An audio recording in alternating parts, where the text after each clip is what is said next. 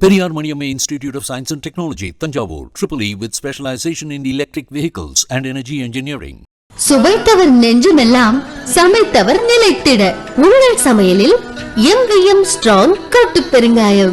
வணக்கம் நண்பர்களே, மின்னம்பலம் டிஜிட்டல் திண்ணைக்கு உங்களை வரவேற்கிறோம். நான் ராகவேந்திர ஆரா. கடந்த செப்டம்பர் 10 விடுதலை சிறுத்தைகள் கட்சித் தலைவர் திருமாவளவன் மது மற்றும் போதைப்பொருள் ஒழிப்பு மாநாடு பற்றிய செய்தியாளர் சந்திப்பில் தெரிவித்த அந்த கருத்துக்கள் தான் இன்று வரைக்கும், அதாவது செப்டம்பர் 12 இன்று வரைக்கும் தீவிர விவாதமாக ஆகியுள்ளது. அதாவது மது மற்றும் போதைப்பொருள் ஒழிப்பு மாநாட்டுக்கு அதிமுகவும் வரலாம் என்று ஒரு கேள்விக்கு பதில் சொல்லும்போது திருமாவளவன் சொல்ல, உடனடியாக வருகிற 2026 சட்டமன்ற தேர்தலில் அதிமுக கூட்டணியில் விடுதலை சிறுத்தைகள் கட்சி சேர்ந்துவிடும் என்பதுதான் அது மீம்ஸிலிருந்து தலைப்புச் செய்தி வரைக்கும் எங்கெங்கும் ஒரு பேசுபொருளாக இருக்கிறது. இன்னும் சொல்ல போனால் அந்த செய்தியாளர் சந்திப்பிலேயே இந்த விஷயத்தை சொல்வதற்கு முன்பு திருமாவளவன் ஒரு முன்குறிப்பும் சொல்கிறார். அதாவது தேர்தல் அரசியலுக்கும் தேர்தல் கூட்டணிக்கும் இதற்கும் எந்த சம்பந்தமும் இல்லை, எங்களுடைய தேர்தல் நிலைப்பாடு வேறு. ஆனால் மது ஒழிப்பு என்பது ஒரு பொது நோக்கத்துக்காக அனைவரும் கூட வேண்டும் என்பதற்காக இந்த அழைப்பை நான் விடுக்கிறேன் என்று சொன்னார். அதற்கு அடுத்த நாள் விஜய்க்கு அழைப்பு விடுப்பீங்களான்னு கேட்டாங்க. ஏன் அவருக்கும் விடுக்கலாமே, அவரும் மதுவுக்கு எதிரானவர் தானே என்று சொன்னார். உடனடியாக எடப்பாடி, திருமாவளவன், விஜய் அது ஒரு கூட்டணி என்று இப்படியெல்லாம் விவாதங்களும் செய்திகளும் தொடர்ந்து அரசியல் வட்டாரத்தை ஆக்கிரமித்திருக்கின்றன. இந்த நிலையில் 10 அவர் சொல்லி அதற்கு அதே மேடையில் அவர் விளக்கமும் அளித்து மீண்டும் மீண்டும் திருமாவளவன் விளக்கம் அளித்த பிறகும் அதிமுக கூட்டணிக்கு வீசிக்க போகுது, அதிமுக கூட்டணிக்கு வீசிக்க போகுது என்பதே தொடர்ந்து பேச்சாக இருக்கிறது.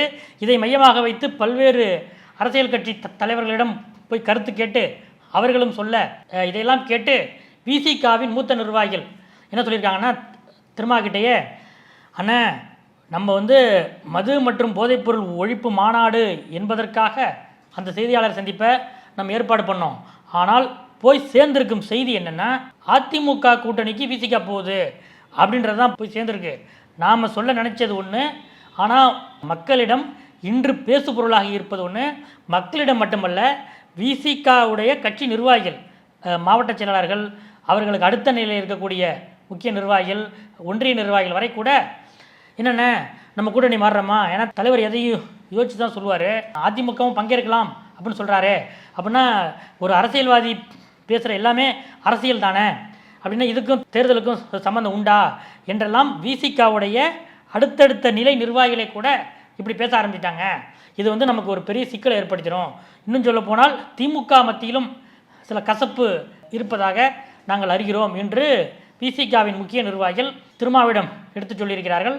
அதே போல் திராவிட முன்னேற்ற கழகத்தில் இருக்கக்கூடிய திருமாவளவனுக்கு வேண்டிய சில நண்பர்களும், அதாவது அரசியல் கடந்த நண்பர்களும் கூட, என்ன இப்படி சொல்லிட்டீங்க, எங்கள் கட்சியில் ஃபுல்லாக இதான் விவாதமாக இருக்குது, மாநாட்டுக்கு அதிமுகவும் வரலாம் என்றால் அப்போ மாநாடுங்கிறது ஒரு அரசியல் மேடை தானே, என்ன இருந்தாலும் நீங்கள் அரசியலுக்கு அப்பாற்பட்டு என்று சொன்னாலும் அதுவும் ஒரு அரசியல் மேடை தானே, அதனால் திமுகவுக்குள்ளே ஒரு வருத்தம் இருக்க தான் செய்யுது என்று அவர்களும் திருமாவுக்கு சில மெசேஜ்களை அனுப்பியிருக்கிறார்கள்.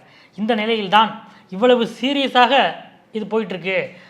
எந்த அளவுக்கு என்றால், அமெரிக்காவில் இருக்கக்கூடிய முதலமைச்சர் கவனத்துக்கு சென்று அவரும் இது பற்றி உதயநிதியிடம் பேசியிருக்கிறார் என்பது வரை திருமாவளவனுக்கு தகவல் சென்றிருக்கிறது. இந்த நிலையில்தான் இன்று, அதாவது செப்டம்பர் 12 திருமாவளவன் அமைச்சர் ஏவா வேலுவுக்கு தொலைபேசி செய்திருக்கிறார். ஏன்னா இந்த கூட்டணி கட்சி தலைவர்களுக்கும் திமுக தலைவரும் மற்றும் முதலமைச்சருமான ஸ்டாலினுக்கும் இடையே பாலமாக இருப்பது அமைச்சர் ஏவா வேலு தான். நம்ம ஏற்கனவே இந்த கலைஞர் நூற்றாண்டு நாணய வெளியீட்டு விழாவில் கூட அண்ணாமலையை ஸ்டாலின் ஃபோன் போட்டு கூப்பிட்றாரு, ஆனால் எங்களுக்கு அமைச்சர் வேலு தான் ஃபோன் போட்டு கூப்பிட்றாரு என்று கூட்டணி கட்சி தலைவர்கள் சொன்னதை நாம் வெளியிட்டிருந்தோம். அது பற்றி விவாதித்திருந்தோம். என்னென்னு கேட்டிங்கன்னா, 2021 சட்டமன்ற தேர்தலில் திமுக வெற்றி பெற்று ஆட்சியில் அமர்ந்த பிறகு இந்த கூட்டணி கட்சி தலைவர்கள்லாம், நாங்கள் அடிக்கடி முதலமைச்சரை சந்திக்க முடியல, நாங்கள் விரும்புகிற நேரத்தில் அவரை தொடர்பு கொள்ள முடியவில்லை என்று வருத்தப்பட்டாங்க. அப்போ இதை அறிந்த ஸ்டாலின் என்னை தொடர்பு கொள்ள முயற்சி செய்து, நீங்கள் முடியலைன்னா அமைச்சர் ஏவா வேலுக்கிட்ட பேசுங்க, என்னிடம் நீங்கள் என்ன சொல்லணுமோ அதெல்லாம் அமைச்சர் வேலுக்கிட்ட சொல்லுங்கள் என்று முதலமைச்சர் ஸ்டாலின் ஸ்டாண்டிங் ஆர்டர் போன்ற ஒரு அறிவுறுத்தலை கூட்டணி கட்சி தலைவர்களுக்கு ஏற்கனவே சொல்லியிருக்கிறார். அதன்படி தான் கூட்டணி கட்சிகளின் பிரச்சனைகள், அந்த தலைவர்களுடைய கோரிக்கைகள், புகார்கள் எதுவாக இருந்தாலும் அமைச்சர் ஏவா வேலு தான் அதெல்லாம் டீல் பண்ணிட்டு வரார். இந்த ஆட்சி அமைந்ததிலிருந்தே அதுதான் நிலைமை. இந்த ஒரு பின்னணியில் தான் அமைச்சர் வேலுவுக்கு திருமாவளவன் ஃபோன் செய்திருக்கிறார். அப்போது வேலுவை ஃபோனில் பிடிக்க முடியல. அமைச்சர் ஏவா வேலு அரசு நிகழ்ச்சிக்காக இன்று கோவாவில் இருக்கிறார். அதனால் அவரால் ஃபோன் உடனடியாக அட்டன் பண்ண முடியல. சில நிமிடங்களில் அமைச்சர் வேலுவும் திருமாவளவனும் ஃபோனில் உரையாடி இருக்கிறார்கள் இன்றைக்கு. அப்போது திருமாவளவன் சில தன்னிலை விளக்கத்தை அமைச்சர் வேலுவிடம் சொன்னார் என்று திமுக வட்டாரத்தில் விசாரித்த போது நம்மிடம் சொல்கிறார்கள். அதாவது நாங்கள் அன்னைக்கு அந்த செய்தியாளர் சந்திப்பை நடத்தியதே மது மற்றும் போதைப்பொருள் ஒழிப்பு மாநாடு, அது தொடர்பான விழிப்புணர்வுக்கு தான். ஒரு கேள்விக்கு பதில் சொல்லும்போது அதுவும் இது தேர்தல் நிலைப்பாடு அல்ல, இது ஒரு பொது நோக்கத்துக்காக தான் என்று சொல்லியும் இப்படிலாம் செய்தியை கிளப்பி விடுறாங்க. இது பற்றி தொடர்ந்து விவாதம் பண்ணுறாங்க. இதுக்கிடையில் நான் ஏற்கனவே சொன்னது போல் விசிகாவை திமுக கூட்டணியிலிருந்து பிரிக்க ஒரு சதி நடக்குது, அதோட அங்கமாக தானே இதெல்லாம் இருக்குது என்று திருமாவளவன் ஏவா வேலுவிடம் மனம் விட்டு பேசினார் என்று சொல்கிறார்கள். அமைச்சர் ஏவா வேலுவும் ஓகேங்க, நான் இதெல்லாம் முதலமைச்சர்கிட்ட நான் சொல்லிடுறேன், அவர் அமெரிக்காவில் இருக்கார், அவர் என்கிட்ட பேசும்போது நான் சொல்லிடுறேன் என்று வேலுவும் திருமாவுக்கு உறுதி கொடுத்திருக்கிறார் என்று சொல்கிறார்கள். அதாவது திமுக கூட்டணியில் விசிகா திமுக இடையே ஒரு கசப்பு இருப்பதாக சில நாட்களாகவே தகவல்கள் வெளிப்பட்டு வந்த நிலையில் இன்று நடந்த டெவலப்மெண்ட் இதுதான். அடுத்த அப்டேட், அமைச்சர் உதயநிதி ஸ்டாலின் வருகிற 2026 சட்டமன்ற தேர்தலில் கொங்கு மண்டலத்தில் ஒரு சட்டமன்ற தொகுதியில் போட்டியிடப் போகிறார் என்று ஒரு பேச்சு எழுந்திருக்கிறது. சும்மா அரசல் புரசலாக இல்லை. அந்த கட்சியின் ஈரோடு தெற்கு மாவட்ட பொது உறுப்பினர் கூட்டம் நேற்று நடைபெற்றது. செப்டம்பர் 11 மாலை ஈரோட்டிலே நடைபெற்றது. அந்த கூட்டத்திலே பேசிய திமுக இளைஞரணி மாநில துணை செயலாளரும் ஈரோடு எம்பியுமான பிரகாஷ், அவர் உதயநிதிக்கு மிகவும் நெருக்கமானவர்.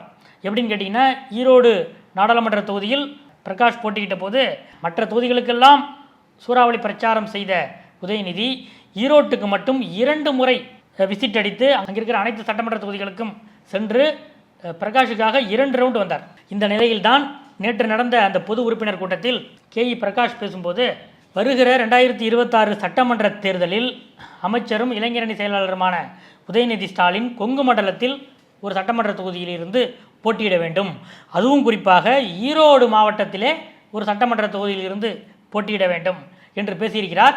இந்த பேச்சுக்கு மாவட்ட நிர்வாகிகள் இருந்து கிளை செயலாளர்கள் உறுப்பினர்கள் வரை மிகப்பெரிய கைதட்டலோடு பிரகாஷின் இந்த ஆலோசனையை வரவேற்றிருக்கிறார்கள் என்று சொல்கிறார்கள் அந்த கூட்டத்தில் கலந்து கொண்டவர்கள். என்ன, எதுக்காக கொங்குல உதயநிதி போட்டியிட வேண்டும் என்று திமுக வட்டாரத்தில் நாம் விசாரித்த போது, அரசியல் வட்டாரத்தில் எல்லாருக்குமே தெரிந்த விஷயம், கொங்கு மண்டலத்தில் திமுக வீக்காக இருக்குது. என்னதான் 2019 2024 நாடாளுமன்ற தேர்தலில் நாம் ஸ்வீப் பண்ணாலும் சட்டமன்ற தேர்தல்னு வந்தால் கொங்குல அதிமுக தான் அடிச்சுட்டு போகுது. திமுக ஒரு பாதிக்கு பாதி வெற்றி கூட அங்கே அடைய முடியவில்லை. அப்படிப்பட்ட ஒரு வீக்கான நிலையில் தான் இருக்கும். அதுக்கு என்ன காரணம்னா, 1991 ஜெயலலிதா காங்கேயம் தொகுதியில் போட்டியிட்டார். அப்போ அவருக்கும் காங்கேயத்துக்கும் அதற்கு முன்பு வரை எந்த ஒரு பெரிய பிணைப்பும் இல்லை. ஆனாலும் அவர் ஒரு ஆலோசனையின் பேரில் காங்கேயம் சட்டமன்ற தொகுதியிலும் பர்கூர் சட்டமன்ற தொகுதியிலும் போட்டியிட்டார். 2லும் வென்றார். ஆன போதும் அவர் காங்கேயம் சட்டமன்ற தொகுதியை, அந்த எம்எல்ஏ பதவியை அவர் ராஜினாமா செய்துவிட்டார். ஆனாலும் கூட கொங்கு சட்டமன்றத்திலே போட்டியிட்டாரே, அவர் மீது கொங்கு மக்களுக்கு ஒரு அன்பு இருந்தது. அன்றிலிருந்து தான் இந்த கொங்கு அதிமுகவின் கோட்டை என்று ஆவதற்கு அதுவும் ஒரு காரணம். பல காரணங்கள் இருக்குது, அதுவும் ஒரு காரணம்.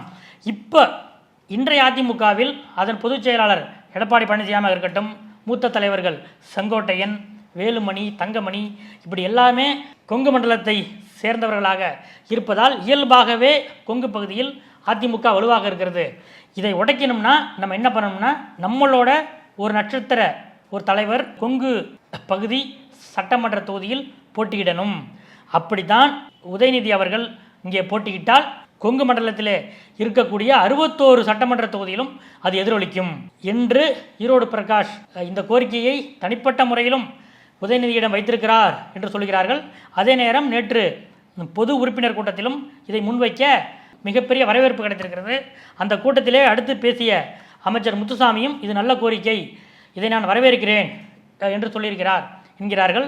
அதனால் வருகிற 2026 சட்டமன்ற தேர்தலில் ஈரோடு மாவட்டத்திலிருந்து உதயநிதி போட்டியிடுவாரா என்ற ஒரு எதிர்பார்ப்பு திமுகவினர் மத்தியில் அதிகமாக ஏற்பட்டிருக்கிறது. இன்னும் சொல்ல போனால் இப்போது பாஜக எம்எல்ஏவாக இருக்கக்கூடிய மொடக்குறிச்சி சட்டமன்ற தொகுதியில் போட்டியிட வேண்டும், உதயநிதி போட்டியிட வேண்டும் என்று பிரகாஷ் கூடுதலாக ஒரு கோரிக்கையும் வைத்திருக்கிறார் என்கிறார்கள். ஏனென்றால் 2024 நாடாளுமன்ற தேர்தலில் ஈரோடு எம்பி தொகுதிக்கு உட்பட்ட அந்த மொடக்குறிச்சி சட்டமன்ற தொகுதியில் சுமார் 63,000 வாக்கு வித்தியாசத்தில் திமுக வெற்றி பெற்றிருக்கிறது.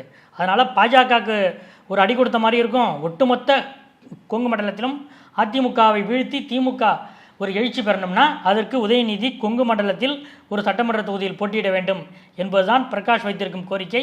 இதை உதயநிதி ஏற்றுக்கொண்டால் வருகிற சட்டமன்ற தேர்தலில் அவர் இப்போது இருக்கக்கூடிய சேப்பாக்கம் திருவல்லிக்கேணியிலே இப்போ எம்எல்ஏவாக இருக்கிறாரு. அதோட 2வது ஒரு தொகுதியாக கொங்கு மண்டலத்தில் அல்லது ஈரோடு மாவட்டத்தில், அது எந்த மாவட்டம் வேணாலும் இருக்கட்டும், கொங்கு மண்டலத்தில் ஒரு தொகுதியில் உதயநிதி நிற்கலாம் என்ற எதிர்பார்ப்பு திமுக இளைஞரணியினர் மத்தியில் அதிகரித்திருக்கிறது.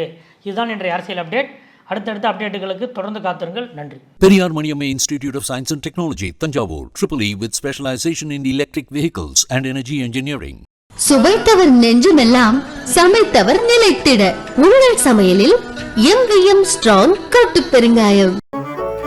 மின்னம்பலம்.com தமிழின் முதல் மொபைல் பத்திரிகை.